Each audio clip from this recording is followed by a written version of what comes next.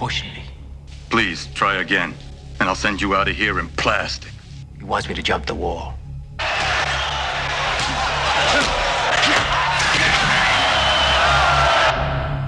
Come on, go for it.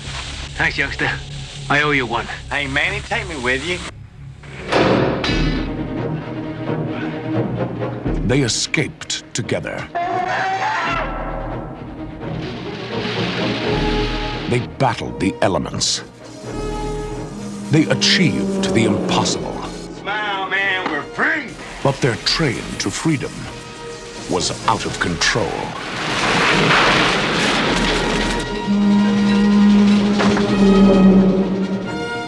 I don't know what happened, but there's no engineer on this train. There's nobody on this train but us.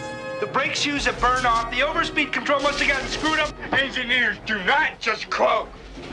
You want to be a tough guy? You want to be a legend? Go back! Sucker, come on!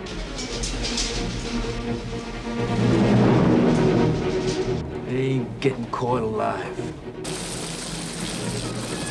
Let's have some fun. You'll never stop this train, you hear me, Regan? Never! I'll kill you, man. You die, sucker! Don't make me kill you. Shut it down! Manny gun! Shut it down! Their struggle for freedom became a fight for their lives. Jon Voight, Eric Roberts, Rebecca de Mornay, and Andrei Konchalovsky film, Runaway Train.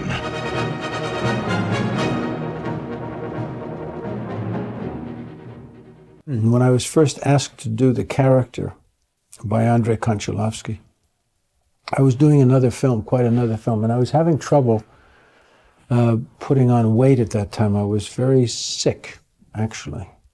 But I did this film called Desert Bloom. It was quite a good film, a special little film, personal film, independent piece.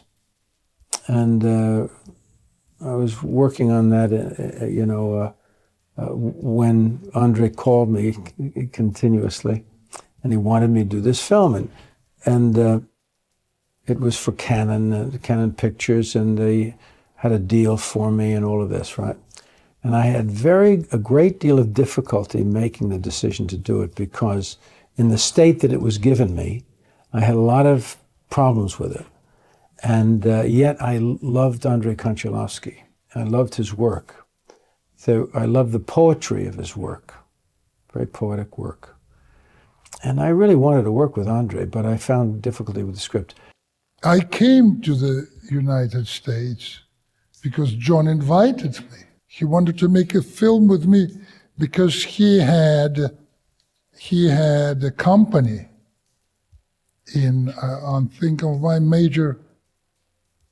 on Warner Brothers lot, I think. He had a company. And I came to the United States desperate because I couldn't get a job in Europe. And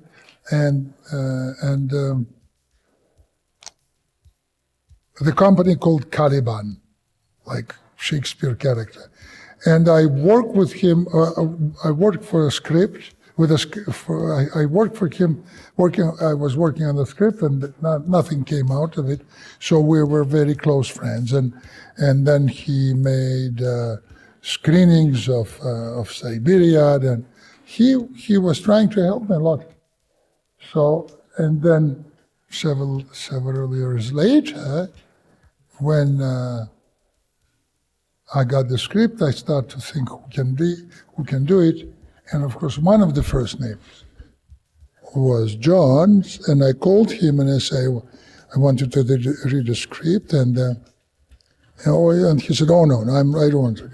I am not a killer, I'm not a criminal. Look at me, I'm all American boy, and etc., and I cannot do it, no. And I asked him, maybe you should make just a test for yourself. And he said, I don't want you to do it. I'm too positive.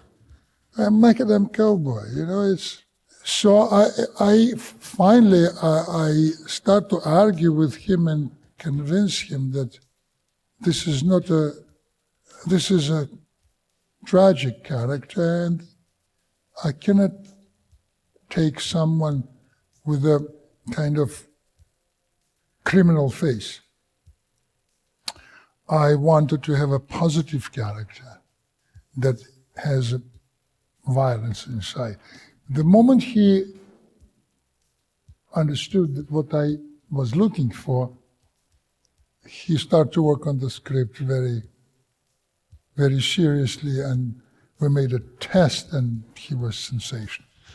I mean, I think Jon's contribution to the film is extraordinary, not only in acting, in philosophy, in understanding what this film should be about.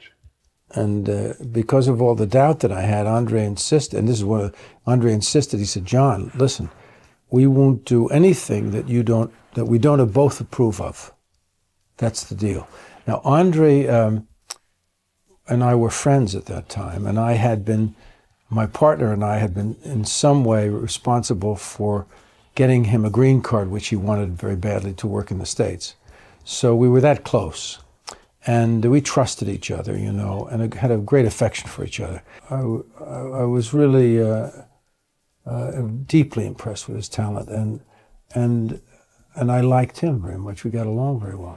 I got involved in Runaway Train when I was doing a play up at Hartford. I was doing The Glass Menagerie. Tennessee Williams had died a couple of years prior, and they were doing Tennessee Williams revamps, and I was doing Glass Menagerie up there, and they sent me the script, and it was a very thick script. It was about 200 pages long.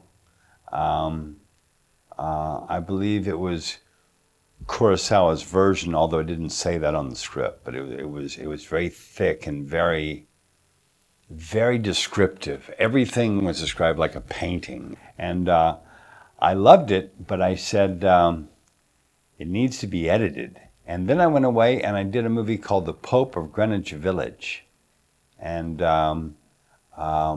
didn't hear again from the Runaway Train people for over a year. And then when I got the script, it was very different, and it was great. And when I read it, because he was in for statutory rape, if you play him all tough and bad, statutory rape is violent and uncool and not likable on any level. So I asked if I could make him a country bumpkin as opposed to a tough street kid. If I can make him a country bumpkin, because I thought it would be more likable and more innocent. So if we talk like this, it'd be kind of like, innocent and sweet and stupid, but not mean and evil. If we talk like this, maybe he's going to be a bad kind of evil guy. So I asked if I could change the accent to a very light agrarian Southern accent. And the director, of course, is Russian, so he doesn't even hear accents. He just says, "Sure, do what you want, do what you want."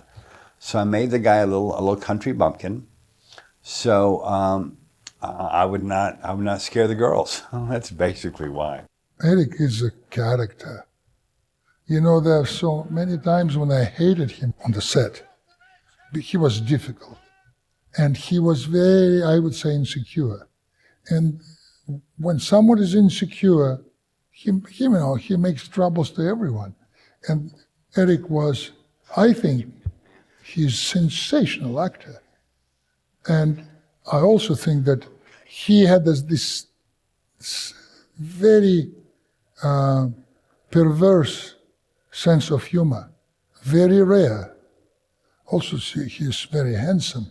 So it was very difficult to play a charming idiot. And it turned out to be, I think, maybe one of his best roles. Also, he was nominated for this part. So I think after that, I worked with Eric more. He was also very good and always I think we have a big trust in each other. I mean, there are some few extremely important young actors wanted to play this part. including Jodie Foster.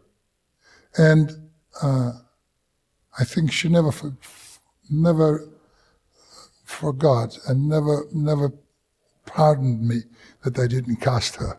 Because I told her, "You're too beautiful to be in the film." And she said, "Why?" And I said, "Because the girls with your look, usually working in the bar or a secretary of a fat cat. You cannot be on the train." So the question is, it's not really attractiveness of the face, but there are certain things that don't look right. So Jodie Foster is wonderful sitting by the piano or the violin even. Some actresses cannot look very ridiculous with the violin. But Rebecca was very pretty, very feminine, but she could have been there. But I don't know. It's kind of a decision more or less spontaneous. She was a star by that time, and someone is very courting her. Tom Cruise came to Alaska to have a dinner with her. I think they had a love affair or a romance or something. I remember him. He was very young boy. So I found a voice, and I found a couple of characters that I felt to do it with, and then Andrei would come and say, "Do this or do that." And I remember he had a wonderful phrase, and the phrase was, "Don't afraid. Go there, John. Go there," he would say. I had been in touch with a convict who wrote very beautifully. He was a person who was put away for life for what he did. And yet he was somebody who I had connected to for some reason. And he told me a story at one point about getting a job and how it was impossible to keep a job because of who he was. And he told me this story about how he picked this fella up and threatened him, threw him on the ground in the bathroom because he was telling him to clean the toilets and he was picking around at it. And I had remembered that, and as I told Andrei, "We've got to do this," and I would say this, and I would say this, and I started just saying it, At the end of it, we were wondering how we're going to work together, because I had a big objection to this scene, and I wanted to put it clearly. And he said, "Good, John, do that." I said, "Well, you got to write it like that, so you got to write like that." No, you do that. You write it. You do it. Eric was so impressed with it. He said, "Oh, that's great. It's great. You nailed it." I said, "Really?" I didn't, because I'm very insecure.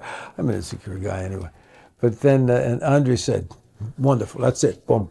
And we did it in about, I don't know, it took maybe 10 minutes to do both takes, and we had done it, And if you could do that, you could be president of Chase Manhattan Corporations, if you could do that.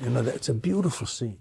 Well, Jon Voight is one of the kindest, most gentle, sweet men I've ever known in my life.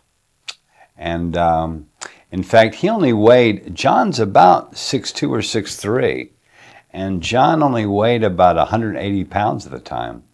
Jon wore a full body suit, so he looked enormous. He looked like he weighed 260, 280, but he weighed 100 pounds lighter. And he was very thin.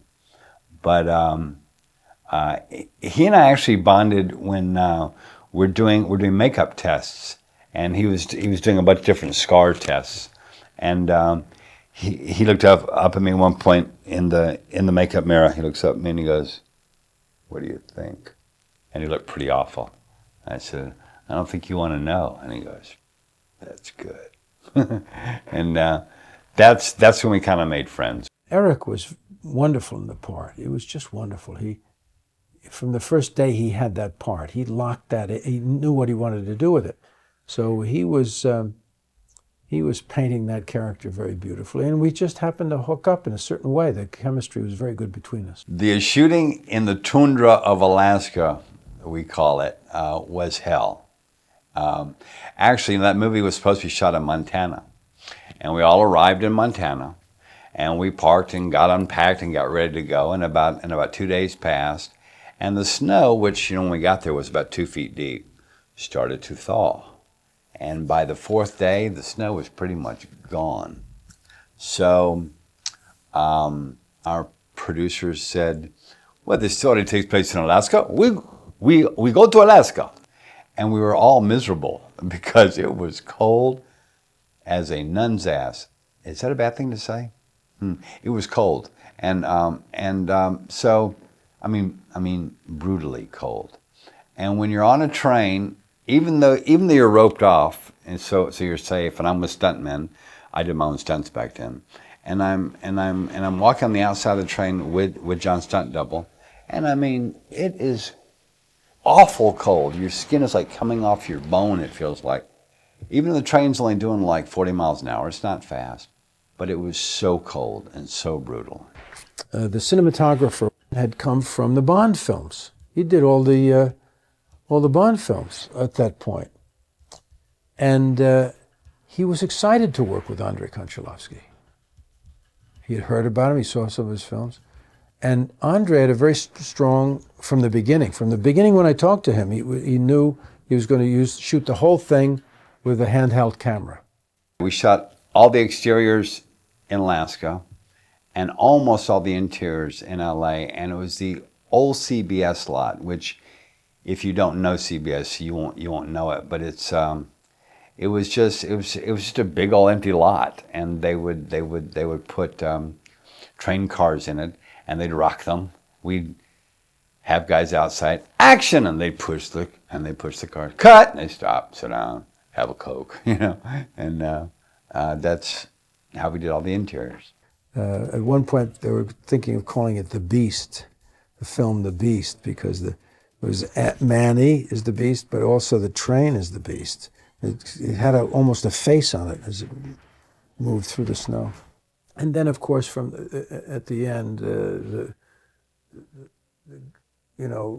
standing on the top of the train and going to his death, that was what it was. And the heroics of that and the beauty of that, that's all Andrei. He saw that in the beginning. He wrote that in the script. That was in the script in the beginning. That's one of the things that pulled me toward it. I said, well, if we can justify that, the movie will be a great movie. Distribution? Terrible. Canon were wonderful to me. They were awful to some other people. And they didn't know at all how to distribute films. They got spread too thin. I think that's what brought them to the end and down. They wanted to distribute their films themselves, and it was the worst mistake. I remember Menachem told me, we have a best cinema for you in New York. It's Carnegie. I said, my goodness, Carnegie Cinema, it's fantastic. And next day of a release, Miloš Forman called me. He said, Andronko, like a Czech. Yes, I saw your film. It's fantastic, wonderful, congratulations. But why do you show this film in such a terrible movie theater? I said, terrible? Why? He said, yeah, it's Carnegie Cinema, they're showing only Indian films. There are only Indians in this film, in this film house. I said, my goodness. I ran to Menachem and said, listen, this is the worst cinema. They're showing only Indian movies there, And he said, no, don't worry. We know what we're doing. I was nominated for an Academy Award for this movie, Runaway Train. I was very proud of that. And I went back after the ceremony to get my certificate of nomination, and they said, your producer picked it up. I said, okay. And but then I never saw him. Up till about 5 years later, I was in his office, and my Academy Award certificate is on his wall.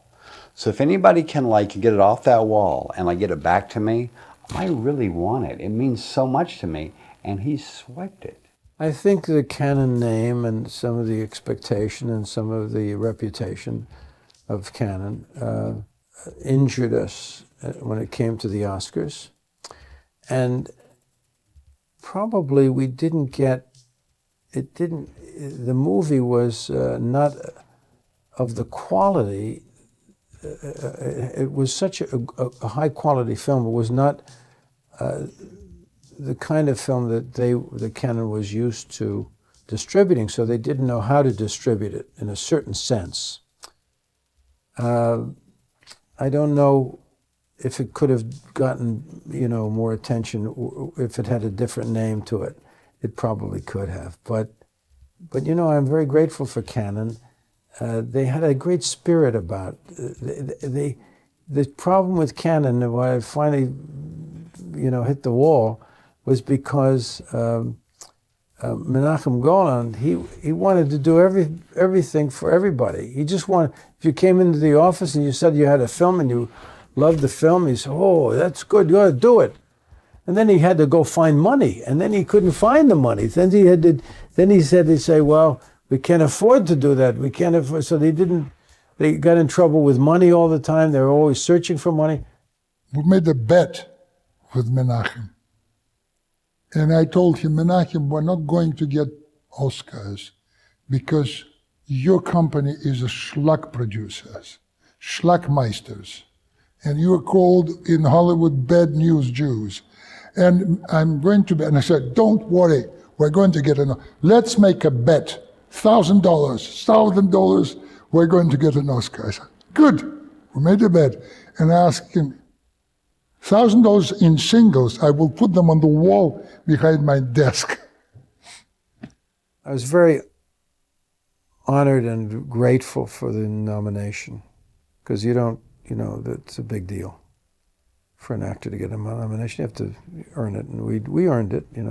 Both Eric and I were nominated, and we certainly earned it. And I was thinking that Eric should have gotten it that year. And I was the front runner going in too. But I remember when William Hurt's name was announced, and I think going back, I think I probably deserved the Oscar, if anybody deserves an Oscar. And the odds were that I was going to get it, and I won the Golden Globe. I'd been there before I'd gotten an Oscar, so I can't be greedy. If you get an Oscar, you're very fortunate.